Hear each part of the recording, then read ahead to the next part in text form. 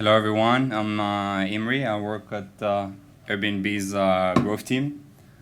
I actually don't know much about healthcare. All I know that is usually when travel and healthcare gets mixed together, it means that something went wrong in your trip. You got injured on something, so that's not the case here.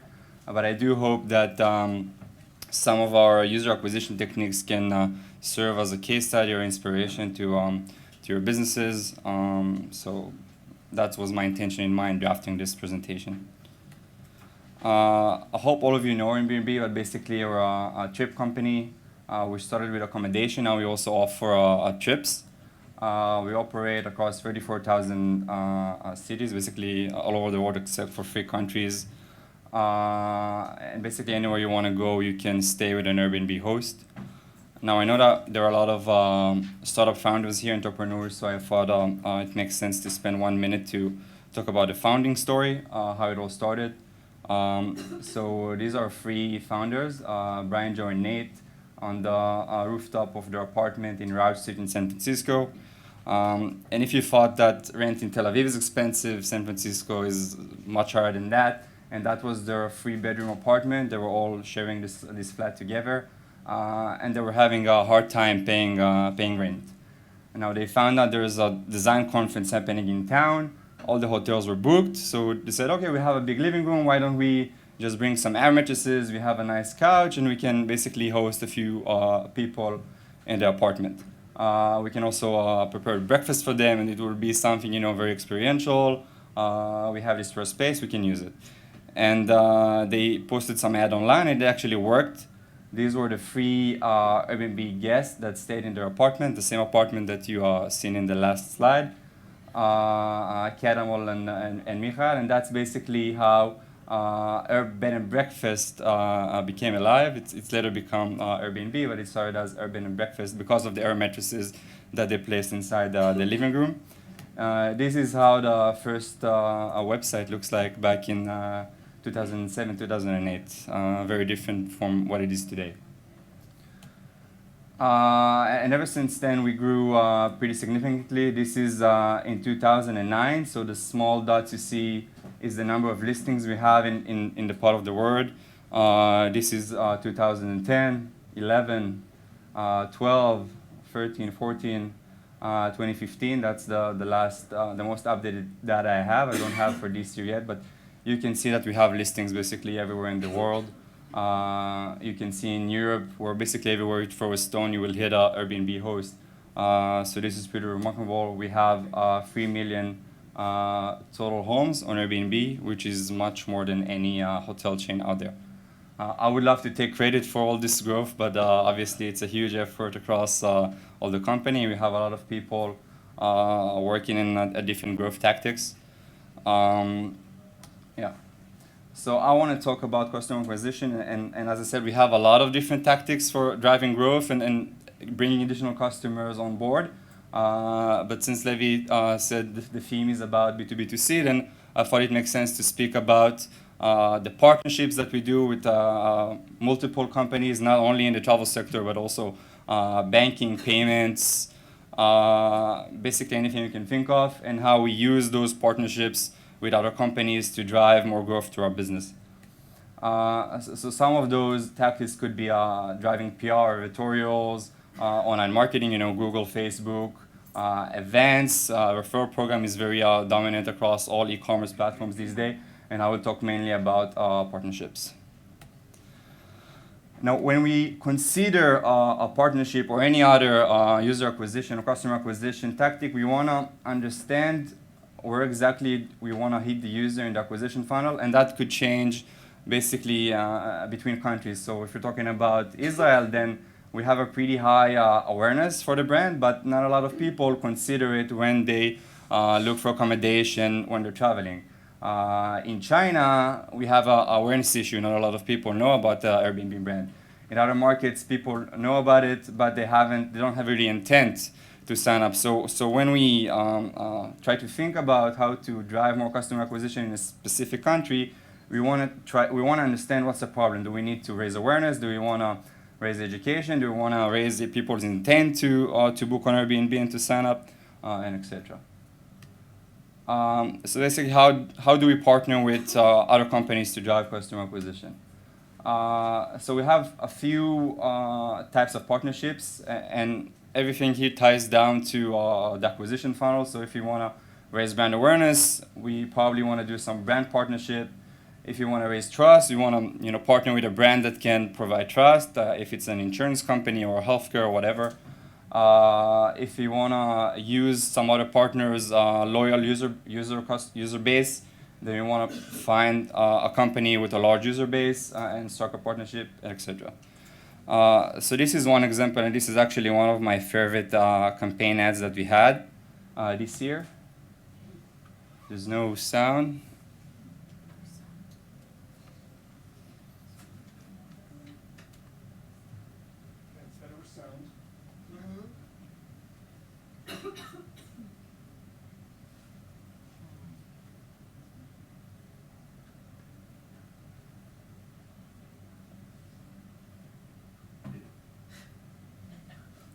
Yes, so that was a partnership with Disney, the Jungle Book. Disney is one of the most loved brands out there, I guess. They have Disney World. And here we're not promoting too much. We're not selling anything. They're not selling anything. We just have a mutual brand partnership to basically raise awareness for the brand, for the movie as well, and for Airbnb. As a unique accommodation provider, we have tree houses, we have houseboats, we have everything. So this is just a brand partnership.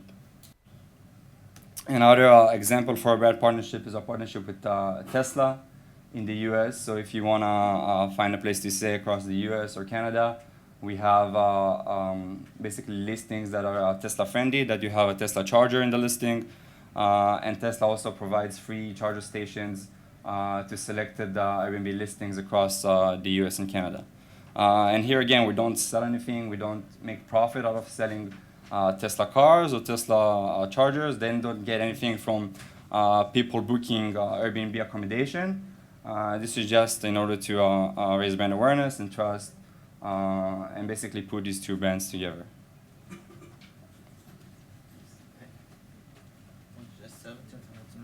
כן, יש נכון. אפשר... כן. אתה ב-VGA, אז אתה צריך לחבר...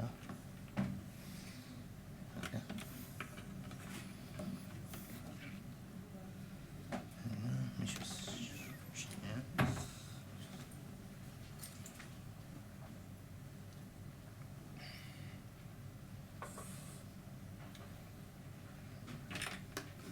זה הסתבך פה בזה, אז לא חיברו את הסאונד. איפה הכניסת... זה לא המחשב שלי.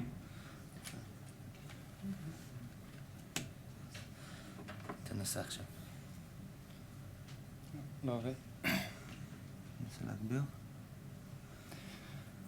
This is another partnership. סליחה. שחרר אחורה.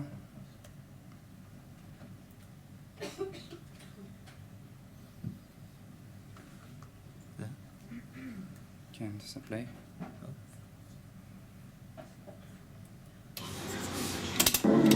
So this is another partnership we had this time with KLM. We wanted to raise brand awareness across Europe, especially in the Netherlands, and it's not my computer.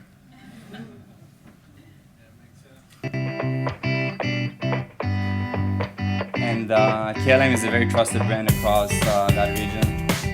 And this is also one of my favorite campaigns. Oh my god.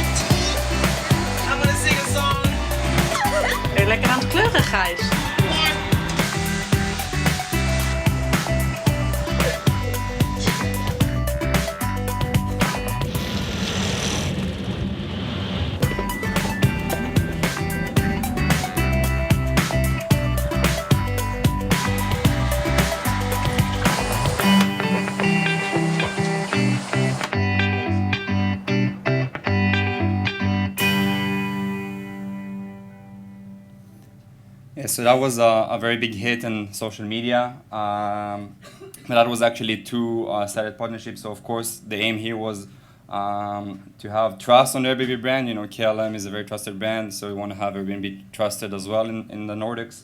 But also, it was a performance-based partnership. Sorry, wrong side. And we did have an integration with KLM. So after someone purchases a flight, they can book accommodation with Airbnb. So this way, they actually help us to acquire new customers, and we of course pay them some sort of a fee. Another example, I'm not sure if everyone knows this brand, Go Euro, very popular. If you want to find the best way to travel across Europe, so for example from Berlin to Prague, you can just plug in the destination and the origin, and then it shows you maybe train could be better than flight, what is the duration of the journey, how much it's going to cost you. And they integrated with us, and of course, when someone chooses for the best way to travel, that we also offer them accommodations on Airbnb, and they get a fee for that as well. So these are performance-based partnerships, pretty simple. We also have partnerships when we want to unlock a new user segment. So for example, last year, we really got into the business sector. In order to do that, we wanted to make ourselves more friendly to business travelers. So for example, we partnered with Concur, which is very popular for submitting expenses. We also had a partnership with American Express. And this has basically two goals. So one is a lot of business travelers do work with American Express. At the same time, American Express has a very large user base. And by offering something, especially for American Express cardholders, we get to tap into the user base. So that's great. So we just need to pay for, I don't know, extra points or whatever, and then we get basically to market directly to their entire user base, which is great.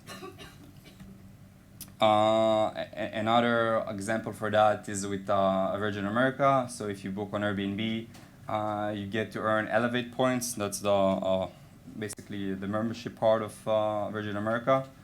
And by offering that, you are able to tap into Virgin America user base and be included in everything, in all the marketing channels. Another example, Car2Go. This is not Car2Go Israel, this is Car2Go Canada. But you can become an Airbnb host, and we give you extra minutes to use your Car2Go. So again, we use Car2Go user base. We offer something which has value to them, and we get to tap into the user base. And those partnerships, basically, we just duplicate them across many countries, depending, again, if you want to hit awareness, if you want to drive signups. This is an example from Czech Republic with T-Mobile, phone carrier. We basically give them some sort of a discount on bookings if they have, if they apply. I don't remember this promotion in.